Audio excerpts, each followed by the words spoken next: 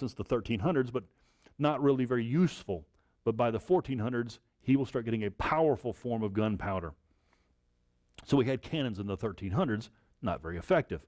By the 1400s, you're going to have effective cannons and even hand cannons, a cannon brought to a small form to shoot a small ball at the enemy, a musket. So here's some pictures for you. In the 1300s, the weapon was that longbow. You would not want to come up against a longbow, even 1415, that longbow.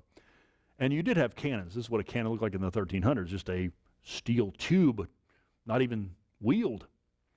And then by the 1400s, you'll have effective cannons knocking down castles, and then you've actually got handguns here, hand cannons. They're heavy, but they're now in use. And by 1500, that's going to be the standard weapon in Europe, this hand cannon. And of course, it was going to require a lot of money to do this, and only a strong king with good income can have an army of musketeers. So for England, the results are the opposite. France came out of it great. England comes out of it destroyed, really. Their new king, Henry VI, claiming to be king of France, is just always weak. He is always going to be controlled by nobles and his uncles, and he will be a puppet king, never very effective, and a civil war will break out. During his reign, other nobles will attempt to ruin him and take his power. It's called the War of the Roses, because these various English families will choose a rose, a color rose, as for their supporters. The two main families are the Yorks and the Lancasters, and they will pick the white rose and the red rose. And so the white and the red rose of these families, the War of the Roses, terrible, destructive war.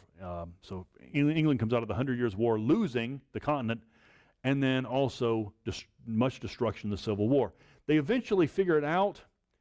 Here's your family tree. There's Henry VI there. He did have a son. But then the eventual winner of this comes off of this side of the family. The Tudor branch will eventually win this War of the Roses, the Tudor family, which we'll come to later.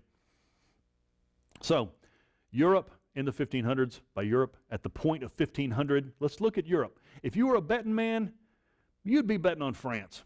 I'd be betting on France. It's now united by 1500. You have a strong united France. You've got a series of good kings now, powerful kings, who have high taxation coming in and standing armies. Looking at England, they came out of a civil war. They lost the 100 Years' War. They don't have much on the continent. And then they come out of a civil war, broken, but improving. And you will actually see stronger kings now, and a queen, Elizabeth, stronger king and eventually a queen, starting from Henry VII, the start of the Tudor line here at 1500. For the Spanish, you'd be betting on the Spanish also. They are now united. By 1500, Spain is united in a big, powerful country, and strong kings and queens. Here's what happened to them. By 1492, they've united and come together and driven the Muslims out back to Africa. And also the Jews. They've decided that now's a good time to also get rid of the Jews. And so they drive them out. It's in 1492, now that that war's over, that they can tell Christopher Columbus, here's 3 ships, and go see what you can do. And he discovers the New World. By 1500, they haven't really cashed in on that yet. It'll be the 1520s before they conquer the Aztecs and the Incas, and that's when the money rolls in. But by 1500, they are exploring the New World. Now what about Italy? Italy at 1500 is at the peak of the Renaissance. This is, if you could go back in time to 1500, you'd meet Michelangelo, Da Vinci, Raphael. It's a great time. In Italy, the money is still rolling in. Italy is just rolling in the money. But one of the problems is that these princes are always fighting with each other and devoting all their money to art. And there's a couple of powerful states around who would love to separate them from their money, including France and Spain. Nearby, these two kings have united strong countries, and they're going to be invading invading Italy. At 1500, you pretty much are going to say goodbye-bye to the Renaissance as Italy gets attacked by French armies and Spanish armies taking that money. The artist will have to flee.